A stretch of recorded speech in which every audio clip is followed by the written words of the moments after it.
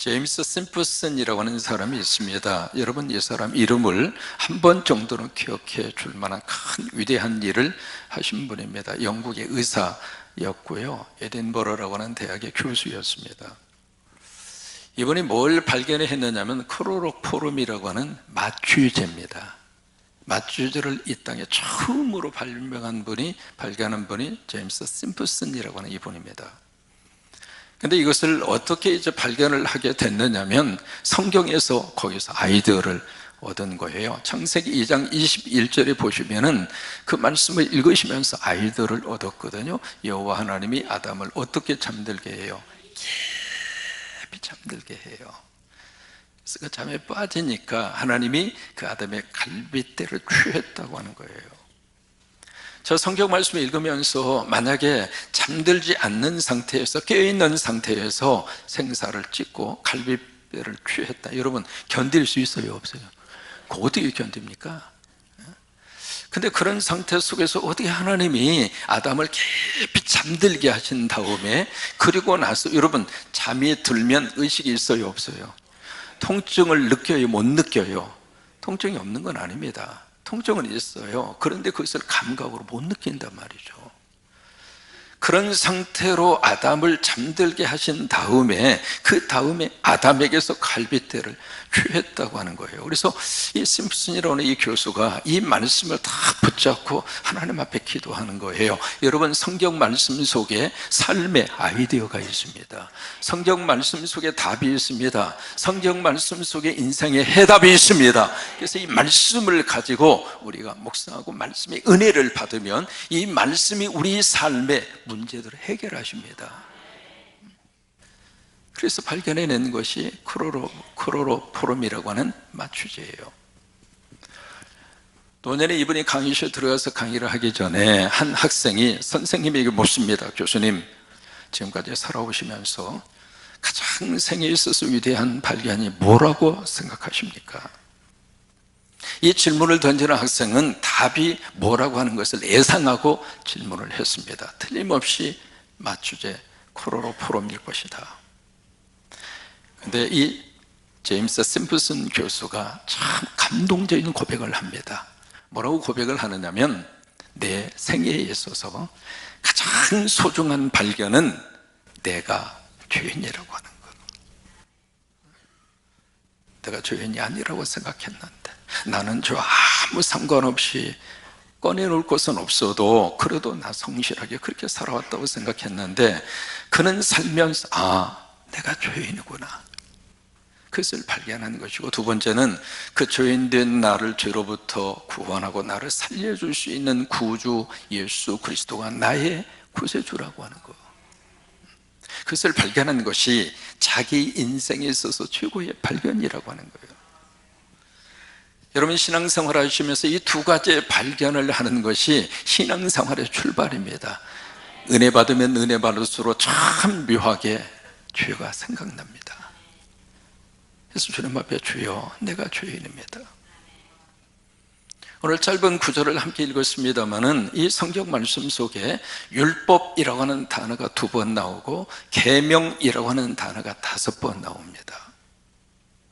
그러면 여기에 율법은 뭐고 계명은 뭔가, 이렇게 깊은 연관성을 가지고 있습니다. 계명이라고 하는 말을 할 때 그것을 영어로 command라고 하는 말을 씁니다. command.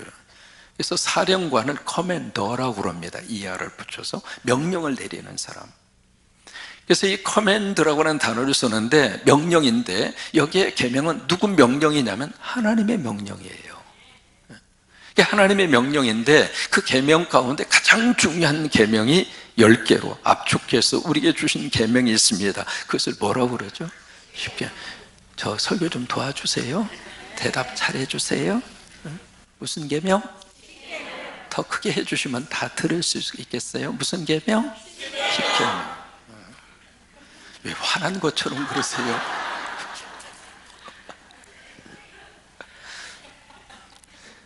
근데 십계명에는 세 가지 의미가 있습니다. 첫째로 십계명은 하나님의 친서입니다.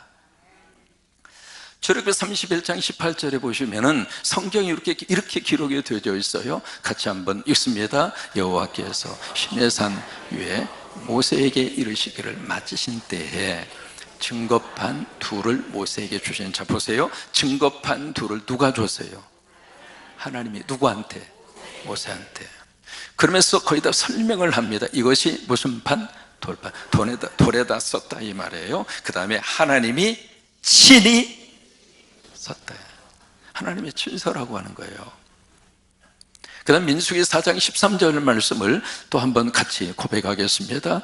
민수기 4장 13절 말씀 시작. 여호와께서 그의 언약을 너희에게 반포하시고 너희에게 지키라 명령하셨으니 곧 십계명이며 두 돌판에 친히 쓰신 것이라.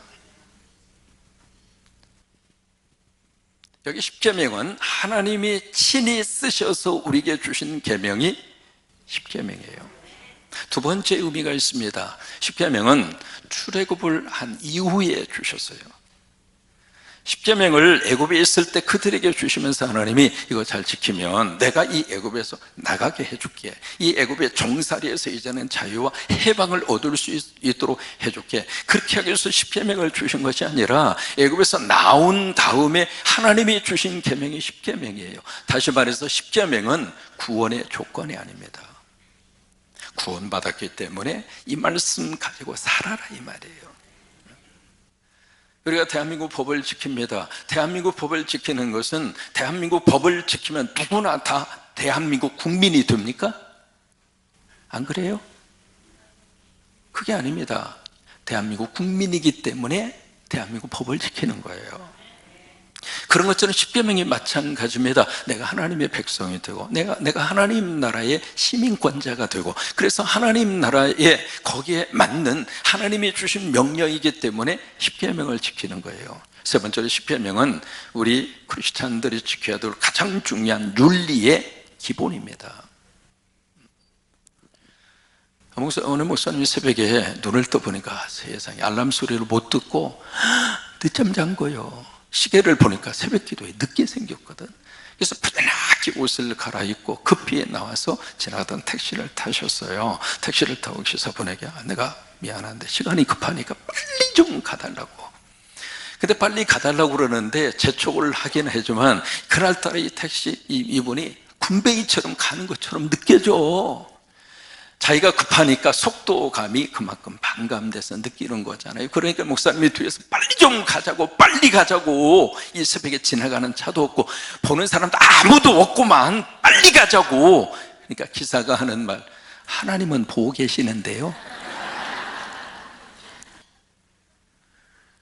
하나님 말씀대로 살라고 설교하러 가는 목사는 하나님도 누구도 아무도 안 보니까 빨리 가자고 그러고, 그러면 택시기사가 목사보다도 윤리의식이 훨씬 더 수준이 높은 거예요. 십계명은 크리스찬들이 지켜야 할 가장 중요한 윤리의 기본입니다. 그게 계명이라 이 말이에요. 그러면 율법이라고 하는 단어가 두 번 나오거든요. 이 율법을 히브리 말로 토라라고 그럽니다. 토라, 다시 말해서 율법서라 그 말이거든요. 이 토라가 성경을 딱 펼치시면 모세 오경이라고 그럽니다. 창세기, 출애굽기, 레위기, 민수기, 신명기에서 5권이잖아요. 그래서 이 율법은 바로 뭐냐면 하나님이 주신 그 명령, 커맨드, 그 계명을 어떻게 구체적으로 우리가 지킬까, 그 질문에 대한 구체적인 법규예요. 이렇게 지켜, 이럴 때 이렇게 지키고 이럴 때 이렇게 지키고 해서 세부 사항이에요. 근데 그 사항이 예를 들면 안식일을 거룩하게 지켜라, 그 말씀의 명령을 주셨는데 그러면 어떻게 하면 우리가 안식일을 거룩하게 지킬까? 거기에 대한 규칙이 필요하지 않겠어요? 일하지 말라. 아 그래? 그러면 뭐가 일이고 뭔 일이 아닌가? 그 세부 사항을 법을 해서 쭉 그렇게 정해서 제시를 했는데 안식일 법 하나만 하더라도 이 율법이 서로 9가지입니다. 그래서 이 율법 조항이 전부 다 해서 전부 다 해서 613개입니다. 그래서 둘로 이렇게 나누면은요, 이것은 해, 어떤 경우가 있어도 이것은 해. 그렇게 주신 말씀이 248가지. 이런 경우에 있어서는 이거 하지 말고 저거 하지 말고 저거 하지 말고 하지 말라고 하는 그 계명이 365개입니다. 오늘 이 성경의 본문 속에 9절에서 13절까지 쭉 우리가 읽으면서 이렇게 자주 나타나는 단어가 있어요. 그 단어가 바로 뭐냐면 나입니다. 나, 내가, 나를, 내가 해서 7번 나옵니다. 여기서 말하는 나가 누구일까? 여러분, 이 로마서라고 하는 성경은 성령의 감동으로 누가 썼을까요? 바울이 썼습니다. 그러면 여기서 나오는 나는 누구냐면 바울입니다.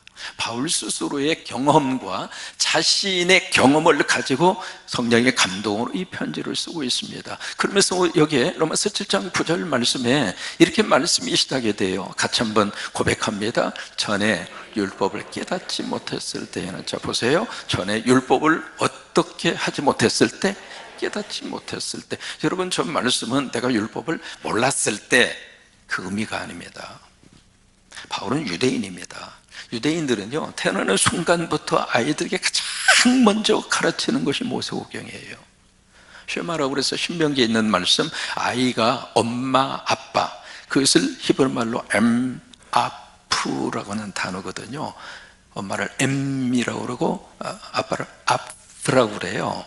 아주 간단한 단어잖아요. 근데 그 단어를 말하기 전에 먼저 신명기의 말씀을 이 아이가 배우게 합니다.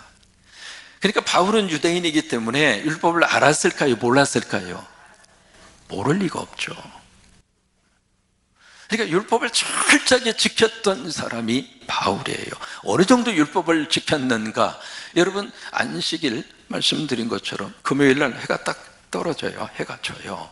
해가 지는 시간부터 토요일 날 해가 떨어지기 직전까지가 서베스데이 해서 안식일입니다.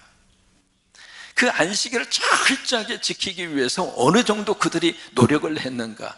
시간을 초 단위로 잘라서 안식일을 규정했습니다. 안식을 정확하게 지키려고. 하나님 앞에 11조를 바치는데 이 11조를 정확하게 바치고 싶어서, 왜? 11조가 10개 중에 하나잖아요. 근데 어느 분이 농사를 지었는데 조 농사를 지었어. 조 아세요? 조? 이거 농사를 지은 거예요. 그래서 수확을 했죠. 수확을 해서 타작한 다음에 11조를 바치려고 마당에 깔아놓고 일일이 쉬었대야. 그렇게 지킨 거예요. 그러니까 철저하게 율법을 지켰기 때문에 그들의 마음속에는 둘 중에 하나입니다. 율법을 지키는 사람은 하나님의 의인이고 하나님으로부터 인정받고 천국 가고 그리고 하나님으로부터 용서받고 그쪽 라인에 서는 것이고, 율법을 지키지 못하는 사람은 무조건 죄인이에요. 그 생각 속에서 율법을 지키면서 이렇게 살았는데, 그런데 이 율법을 통해서 그가 뭔가 깨닫습니다. 그게 이제 9절의 말씀이에요. 9절의 말씀을 다시 한번 보시면은요, 깨닫지 못했을 때에는 내가 살았다. 그 이야기는 뭐냐면 내가 의인이라고 생각했다, 그 말이에요. 내가 하나님의 자녀이고 나는 무슨 일이 있어도 나 천국 간다. 그게 내가 살았다, 그 말이에요. 근데 이것을 예수의 김밥을 먹으면서 깨달은 거예요. 내가 율법을 지켜서 죄가 없다고 생각했는데, 여러분, 그러면 죄가 없어요? 제 9계명이 바로 뭐냐면 이웃에 대해서 거짓 증거하지 말라, 그 말이에요. 거짓말하지 말라, 그 말이에요. 한번 질문해 보겠습니다. 거짓말 한 번도 안 하신 분 있으면 한번 일어나 보세요. 이게 영국에서 참 재미있는 챔피언 대회를 했는데, 거짓말 챔피언 뽑기 대회를 했어요. 어느 한 분이 쫙 출연을 해서 이야기하면, 저는요 오는 동안에 큰 바위가 세상에 거미줄에 대롱대롱 매달려 있는 것을 내 눈으로 똑똑히 보았어요. 그러니까 그 말을 듣던 사람이 거짓말 그러는 거예요. 그러니까 두 번째 사람이 탁 올라와서, 아이 그것도 거짓말이라고 하느냐고, 나는 두부를 먹다가 이빨이 다 빠져가지고 나 치과 갔다 오는 중이라고. 그러니까 세 번째 사람이 탁 단에 등장해서 하는 말이, 내가요 지금까지 살면서 거짓말을 한 번도 나는 안 했습니다. 누가 챔피언 될게요? 세 번째 사람. 여기다 특수 마이크로 소형 마이크를 이렇게 부착을 해서 사람이 평균적으로 거짓말을 몇 번이나 하나 그걸 조사를 해보니까 8분에 한 번씩 거짓말을 하더래요. 하루에 보통 사람이 200번 거짓말을 하고 살아요. 그러니까 내가 계명을 지켰다고 생각을 했는데 사실 조금 들어가서 보면 계명을 지켰다고는 내가 의인이 아니라고 하는 것을 알게 된다 이 말이야. 저는 시골에서 마을 마당 한 코너에 구정물통이 있었습니다. 이거 아시나요? 이거 아시는 분은 저 같은 세대를 사는 거예요. 구정물통이 있었거든요. 북에서 설거지를 하면 구정물통에다 갖다가 거기다가 이렇게 부어요. 그게 이제 돼지 간식이잖아요. 돼지 기를 때. 그래서 평소에는 구정물통이 아주 맑아요. 근데 돼지에게 구정물 이거 해서 때가 돼서 돼지에게 줄 때 막대기를 가지고 구정물통 한번 휘 하고 저어요. 저으면 속에 가라앉았던 것들이 어떻게 해요? 다 올라와요. 가장 먼저 올라오는 것이 콩나물 대가리예요. 콩나물 대가리 올리고 김치 저기 쪼가리 올라오고, 그 다음에 가장 또 올라오는 게 뭘까요? 밥풀떼기 올라오고. 내가 괜찮은 사람인 줄 알았는데 죄하고는 아무런 상관이 없이 사는 사람이라고 생각을 했는데 이게요, 하나님의 말씀과 은혜가 내 속에 들어와서 예수의 김밥을 먹고 휘저어 보니까 별게 다 올라오더라 이 말이에요. 그래서 하나님 앞에 고백하는 거예요. 주님, 내가 죄인입니다.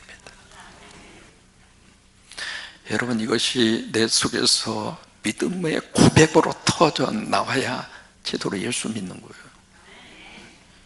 내가 죄인입니다 그러니까 내가 무슨 죄를 지었냐고, 나 죄 지은 것이 없다 그렇게 이야기하시는 분은 다시 한번 복음 앞에 제대로 쓰셔야 돼요.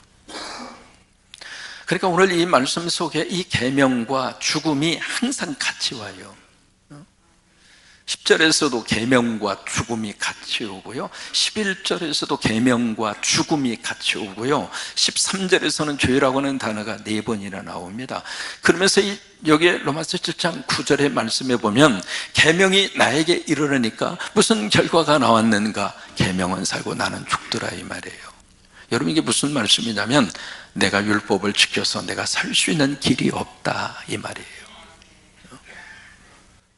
하나님이 말씀하신 이 명령을 거짓말을 예로 들었습니다마는 우리가 거짓말하지 않고 사는 사람이 없잖아요.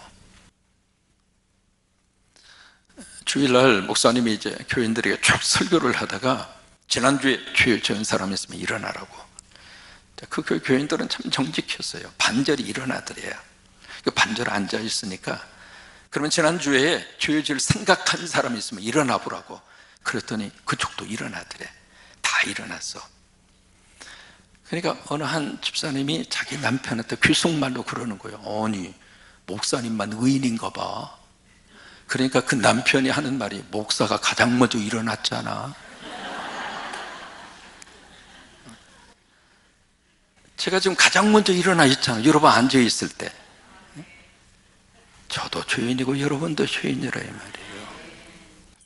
그러니까 율법을 내가 지켜서 내가 하나님의 인정을 받고 용서받고 천국 갈 수 있는 길이 나에게는 없다 그 말이에요.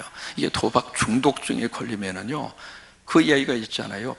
손발을 자르니까, 손을 자르니까 발로 하더래야, 발을 자르니까 입으로 하더래야. 참 고치기 힘들어요. 그러니까 바로 여기에서 우리가 터져나오는 고백이 뭐냐면, 주여 내가 죄인입니다. 이 고백을 할 수밖에 없다고 하는 거예요. 근데 사실은 거기에서 은혜가 시작했다는 거예요. 거기에서 하나님의 역사와 하나님의 사랑이 그 고백을 통해서 내 속에 들어오는 거예요. 누가복음 5장에 보시면 베드로도 똑같이 고백합니다. 주여 나를 떠나소서, 내가 죄인이로소이다. 그 베드로의 고백입니다. 저 고백에 나오게 된 동기를 누가는 잘 5장에서 기록을 했습니다. 게네사렛 호숫가죠, 갈릴리 바다입니다. 예수님이 계시다고는 소문을 듣고 사람들이 엄청나게 많이 몰려왔습니다. 그래서 안 되겠다 싶어서 예수님 마침 시몬의 배, 베드로의 배에 올라서서 조금 띄우라고 하죠. 그래서 배에 거기서 강대상을 삼고 육지에 있는 무리들을 향하여 설교를 하시고 말씀을 전합니다. 그 설교가 끝난 다음에 베드로한테 그렇게 이야기합니다. 깊은 데로 가서 그물을 던져 고기를 잡아라. 그 말씀을 들은 이 베드로가 5절에서 그렇게 반응을 보입니다. 선생님이요, 우리가 밤이 새도록 밤새도록 그물을 던졌습니다. 여러분, 되는 일을 계속하는 것도 어렵습니다만은 안 되는 일을 계속하는 것도 보통 사람이 아닙니다. 밤새도록 그물을 했습니다. 그런데 잡은 것이 없습니다. 그러나 말씀에 의지하여 내가 그물을 내리겠습니다. 여러분, 그 내용이 바로 뭐냐면 이성과 영성의 충돌입니다. 그게 이성적으로는 밤이 새도록 그물질을 했는데 잡은 게 없어요. 그게 현실입니다. 그게 이성이에요. 합리적 생각입니다. 근데 예수님은 깊은 데로 가서 던지라고 하는 거예요. 여러분, 그것은 영성의 세계입니다. 믿음이 없으면 못하는 세계입니다. 그러니까 한번 믿고 해보겠니? 내 말을 믿고 한번 해볼 거야? 그래서 깊은 데로 가서 그물을 던져라. 영성의 세계거든요. 바로 그 초청 앞에 베드로는 이성적으로는 내가 받아들일 수 없습니다. 그러나 주님이 말씀하시니까 내가 영성으로 내가 이것을 시도하고 순종하겠습니다. 여러분, 이성의 차원에서 영성으로 넘어가는 것이 신앙의 축복입니다. 여령 박사가 그런 이야기 했잖아요. 내가 평생 이성적으로 살았는데 딸의 전도를 받고 내가 예수 믿은 다음에 이 이성에서 영성으로 가는데 70년 걸렸다는 거예요. 쉬운 일은 아닙니다. 그러나 믿음은 어디에서 터져 나오는가? 영성에서 터져 나오는 거예요. 그래서 베드로가 가서 그물을 했잖아요. 그물을 던지니까 그물이 찢어질 정도로 잡힌 거예요. 우리가 새벽기도 총증문 시간에 우리는 그물을 던지고 있습니다. 축복합니다. 그물이 찢어질 정도로 잡으십시오. 그게 하나님이 주고 싶은 하나님의 복입니다. 그런데 찢어지면 안 돼요. 찢어지면 고상한 것밖에 안 남아. 들어오는 것보다 중요한 것은 안 나가야 돼. 건강도 하나님이 지켜주셔서 병원에 안 가야 돼. 안 먹고 안 쓰고 돈을 모았다가 마지막 판에 병들면 병원이나 다 갖다 주고 내 호주머니에 아무것도 없어. 하나님이 여러분들을 지켜주셔서 찢어지지 아니하도록 건강도 보호해 주시고 가정도 보호해 주시고, 그 일이 있은 다음에 베드로가 주님 앞에 엎드려서 고백한 말이 그 고백입니다. 주님, 나를 떠나소서. 나는 죄인입니다. 여러분, 거기에 주여라고 하는 이 단어가 아주 중요한 호칭입니다. 이 주여라고 하는 말은 헬라어로 큐리오스라고 하는 말입니다. 영어로 로드라고 하는 말이고 메스터, 내 주인이라고 하는 뜻이죠. 마이 오너, 내 주인이라 이 말. 주님이 나의 주인이십니다. 그 이야기는 예수 그리스도가 하나님이십니다. 고기를 만드신 분도 하나님이면 고기를 잡게 하시는 분도 하나님이에요. 아니, 한 번 던져서 찢어질 정도로 잡힐 고기가 밤새도록 그물질을 했을 때는 다 어디로 갔어? 모으게 하시는 분도 하나님이고 잡히게 하시는 분도 하나님이고 하나님. 그 고백을 담아서 이 베드로는 주여라고 하는 단어를 쓴 겁니다. 그래서 예수 그리스도가 하나님이라고 하는 사실이 확인되는 순간에 그 하나님 앞에 선 베드로는 내가 주인입니다. 왜요? 지금까지 내가 하나님 노릇하고 살았거든. 하나님 없이도 나 살 수 있다고 생각했고 내 인생의 주인은 나다라고 하는 개념 속에서 살았어요. 그런데 그 사건 앞에서 베드로는 내 인생의 주인은 내가 아니구나, 내 삶의 주인은 하나님이시구나. 그래서 지금까지 그런 인생을 살아온 나는 하나님 앞에서 주인이라고 하는 거예요. 이 시간 우리는 주님 앞에 고백합니다. 주여, 나는 죄인입니다. 예배 시간 이 시간마다 그 은혜가 여러분 속에 부딪혀 오시기를 바랍니다. 그래야 우리의 신앙생활이 풍성해집니다. 그래야 우리 신앙생활이 살아있습니다. 그 주인됨의 의식이 사라지는 순간 영적으로 매너리즘에 빠집니다. 그러지 마시고 주여, 나는 주인입니다.